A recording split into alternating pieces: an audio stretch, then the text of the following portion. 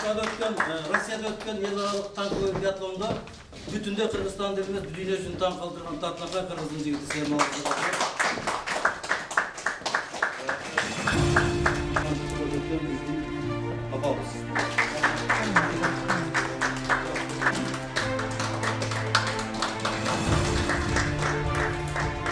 Bu kişi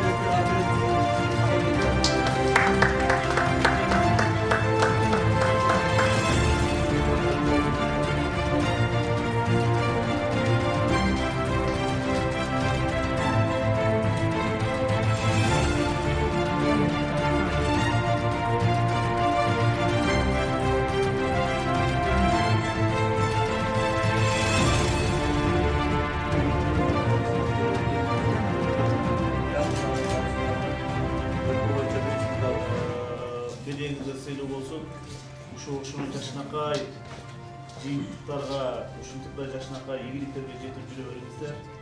Сиздерге чоң рахмат. Мен эми эл менен чогуу болуп, үч созук депутат болдум айылдык кеңеште. Элдин көйгөйлөрүнө эске алуу менен эл менен бирдикте айылдын көйгөйлөрүн чечкенге аралашып жүрөм ушул убакка чейин. Эми акыркы жанагы гезитке чыккан темалар булар баягы Кара Жагаш тамаша жолу, жанагы ак корум керек аташ суусу, ушундай маселелер кичине көзгө көрүнүп калды, мындай элге үлгү катары. Вот ушундай иштерди кылып жүрөбүз. Эми алдында дагы көп жакшы иштерибиз бар, буйруса. 22-жылдан баштап кылабыз. Баткен таңга ар дайым элдин баягы элде кимде кандай болуп атат, кимде кандай жумуш аткарып атат маалыматы менен булар ошонун арасында биздин менин арзыбаган эмгегимди көрүп турлар, ушундай сыйлык менен сыйлаптырлар. Рахмат. Биз досум экөөбүз, Айбек досум экөөбүз 4 муктаж үй бүлөнү демилге көтөрүп ошол үй бүлөгө үй куруп бердик да. Бул да биз өзүбүз курдук дебейбиз, биз болгону биз көпүрө болдук. Кайрымдуу инсандар менен муктаж адамдардын ортосуна көпүрө болуп, арзыбаган эле бир кызматыбыз үчүн ушундай чоң сыйлыкты бериптир. Рахмат. Биз эми 2023-жылы толук жетим карапайларга, майыптарга, биринчи экинчи топтогуларга кайрымдуулук жасадык. Андан сырт жаш балдарды спорттук үгүттөдүк. Пандемия учурунда эл менен чогуу болуп, эл менен чогуу иштешип, ошондо жеңилдемек күндөр эми болбосун, өлкөбүздө тынчтык болсун, мекенибиз стабилдүү, өнүгүш болсун. 2021-жылы Россияда өткөн эл аралык аскер оюну танковый биатлондон биринчи орунду алганыбыз үчүн бул жактан Баткендин мыктысы деп дайындалыппыз.